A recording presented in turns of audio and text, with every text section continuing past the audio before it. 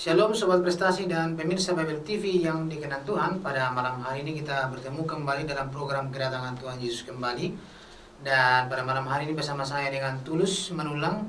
Kiranya Tuhan memberkati pemberitaan firman Tuhan pada malam hari ini. Dan sebelumnya kita berdoa untuk mendengarkan firman Tuhan. Bapak Surgawi, terima kasih Tuhan untuk kesempatan yang indah boleh kami mendengarkan firman Tuhan di gelombang radio Prestasi pada malam hari ini.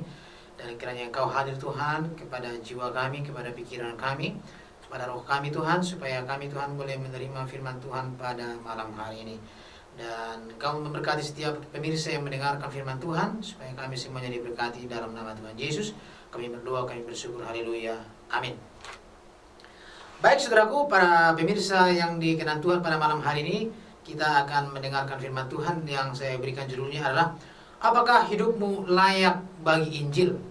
Yang terambil dari firman Tuhan yaitu dari Lukas 14 ayat yang ke-16 sampai dengan ayat yang ke-21. Demikianlah firman Tuhan. Tetapi Yesus berkata kepadanya, ada seorang mengadakan perjamuan besar dan ia mengundang banyak orang. Menjelang perjamuan itu dimulai, ia menyuruh hambanya mengatakan kepada para undangan, marilah, sebab segala sesuatu sudah siap. Tetapi mereka bersama-sama meminta maaf. Yang pertama berkata kepadanya, aku telah membeli ladang dan aku harus pergi melihatnya. Aku minta dimaafkan. Yang lain berkata, aku telah membeli 5 pasang lembu kebiri dan aku harus pergi mencobanya. Aku minta dimaafkan. Yang lain lagi berkata, ini yang ketiga saudaraku, aku baru kawin dan karena itu aku tidak dapat datang. Maka kembalilah hamba itu dan menyampaikan semuanya itu kepada tuannya. Lalu murkalah tuan rumah itu dan berkata kepada hambanya, pergilah dengan segera ke segala jalan dan lorong kota dan bawalah kemari orang-orang cacat dan orang-orang buta dan orang-orang lumpuh. Nah, demikianlah pembacaan firman Tuhan. Di sini ada manusia-manusia yang diundang kepada perjamuan dari seorang raja. Tentu ini adalah sebuah perumpamaan secara jasmaniah, di mana seorang raja mengundang banyak orang kepada perjamuannya. Namun kita perhatikan tadi ada 3 kelompok manusia di dalam pembacaan firman Tuhan tadi yang menolak undangan daripada seorang raja tersebut. Itu adalah perumpamaan secara jasmania. Nah, Yesus juga sudah mengundang, dan saat ini pun saudaraku, pada saat malam hari ini masih sedang mengundang orang-orang untuk datang ke dalam perjamuan perkawinan anak domba Tuhan. Saya ulangi, Yesus sedang memanggil sampai malam hari ini untuk datang kepada perjamuan perkawinan anak domba. Itulah yang dinanti-nantikan oleh orang-orangnya Tuhan.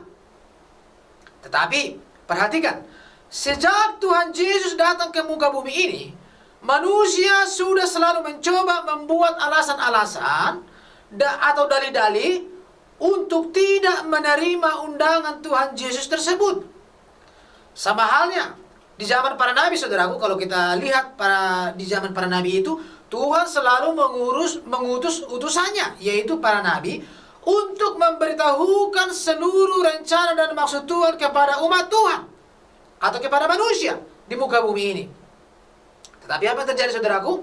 Misalkan kita lihat contohnya sebagai contoh dalam zamannya Nuh. Orang-orang pada zamannya Nuh itu mendengarkan apa yang dikatakan oleh Nuh. Tetapi apakah orang-orang yang mendengarkan itu mau melakukan? Atau apakah orang-orang yang pada zaman Nuh itu taat kepada Nuh? Jawabannya, orang-orang itu pada zaman itu bahkan mencemooh Nuh. Sehingga mereka tidak mendengarkan apa yang dikatakan, apa yang dibicarakan oleh Nabi Nuh. Di zamannya Musa, orang-orang Israel juga tidak taat dan malah membuat patung emas untuk disembah. Di zamannya Elia, Tuhan mengirim Elia. Perhatikan saudaraku, meskipun Tuhan mengirimkan Nabi Elia pada zaman itu, tetapi orang-orang Israel, bahkan rajanya sendiri pun lewat istrinya, yaitu Isabel, mengusir mengusir Nabi Elia. Sehingga Nabi Elia harus lari ke padang belantara. Lalu percontohan yang keempat, Yesus. Yesus sudah dinanti-nantikan sebagai Mesias oleh orang-orang Israel. Tetapi sungguh sangat tragis juga, di mana orang-orang Israel sudah lama menanti-nantikan Mesias, malah justru orang-orang Israel membunuhnya. Kenapa orang Israel membunuh Yesus? Karena alasannya adalah Yesus adalah, apa saudaraku? Yesus lahir dari seorang anak tukang kayu, bukan lahir dari seorang keluarga yang terpandang, keluarga misalkan seperti ahli Taurat atau orang Farisi. Tetapi Yesus lahir dari seorang anak tukang kayu, yaitu Yusuf dan Maria. Lalu kenapa yang lain alasannya?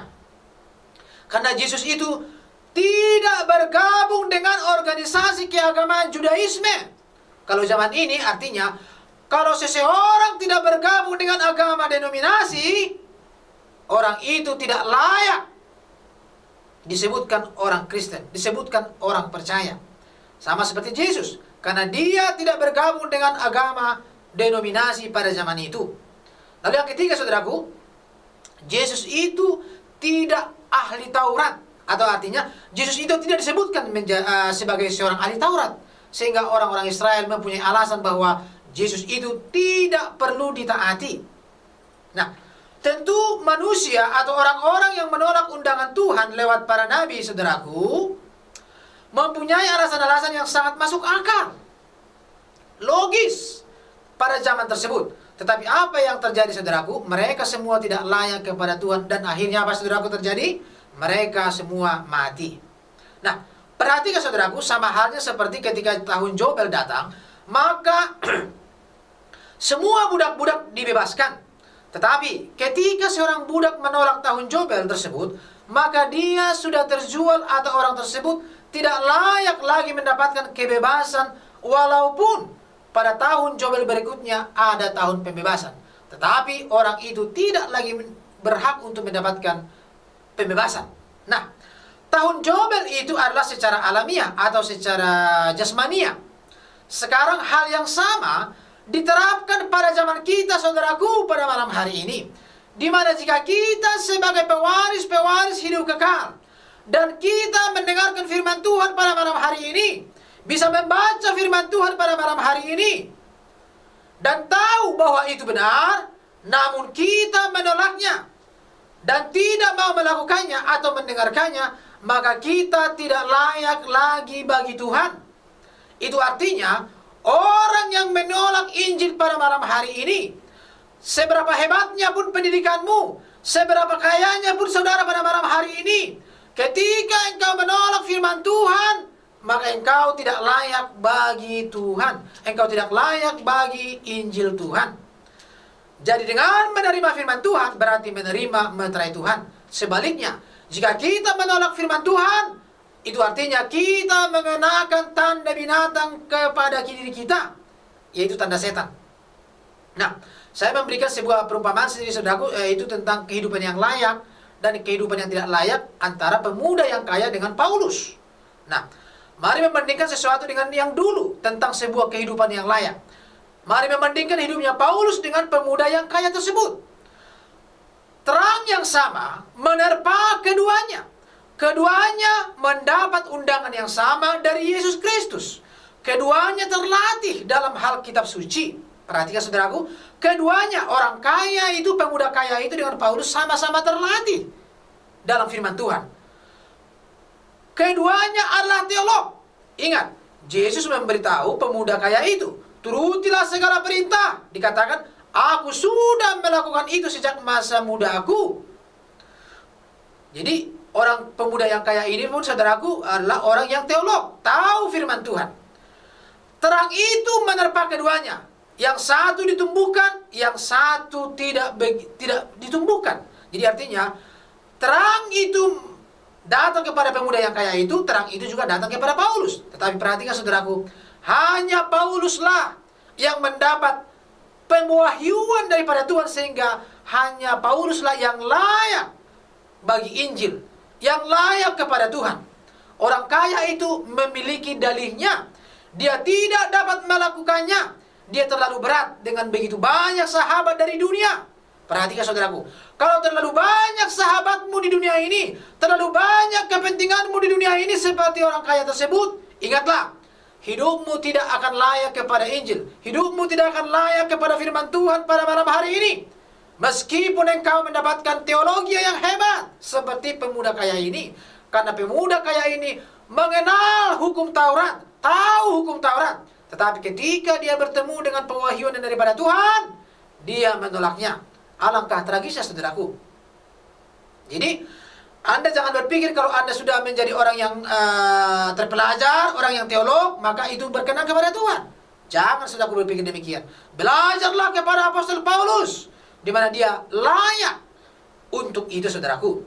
Nah, perhatikan, orang kaya itu memiliki alasan-alasannya. Dia tidak pernah meninggalkan kesaksiannya. Kita tahu bahwa dia melakukan usaha yang besar.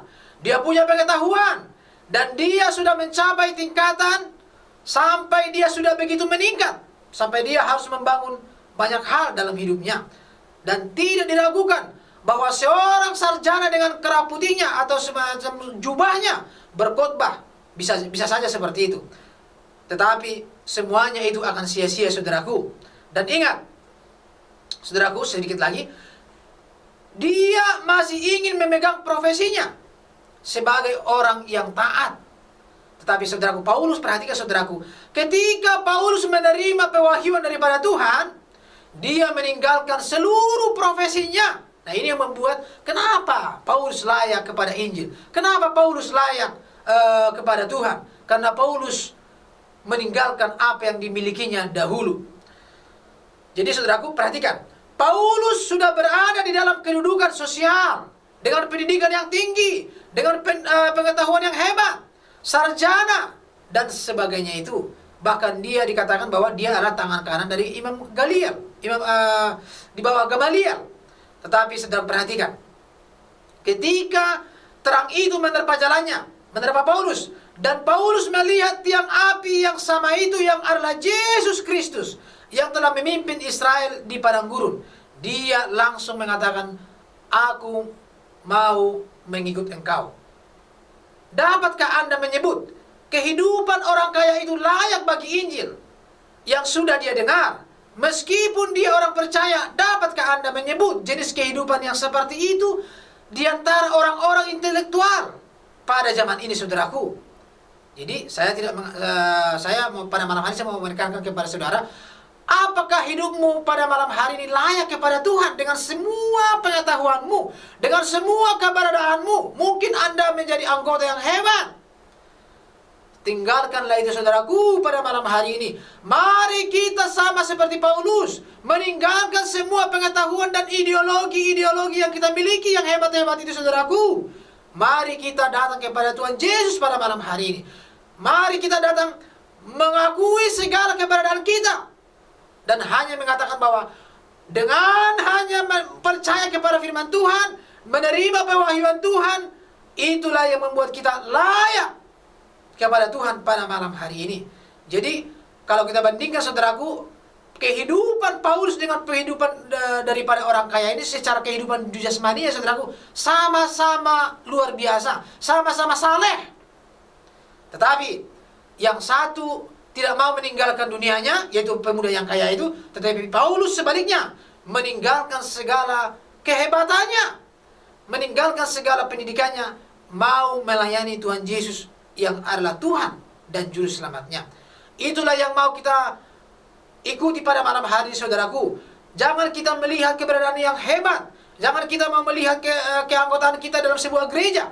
Tetapi marilah kita melihat firman Tuhan, apakah ada dalam jiwa kita pada malam hari ini. Kiranya firman Tuhan yang kita boleh dengarkan pada malam hari ini boleh memberkati kita pada malam hari ini. Dan kalau saudara yang dikasihi oleh Tuhan, yang mendengarkan firman Tuhan di radio Prestasi pada malam hari ini, ingin bertanya firman Tuhan, saudara boleh menghubungi saya di 0813 102 309 12. Saya ulangi, 0813 102 309 12. Sampai bertemu dalam gelombang yang sama minggu depan. Kiranya Tuhan Yesus memberkati saudara pada malam hari ini. Haleluya. Amin.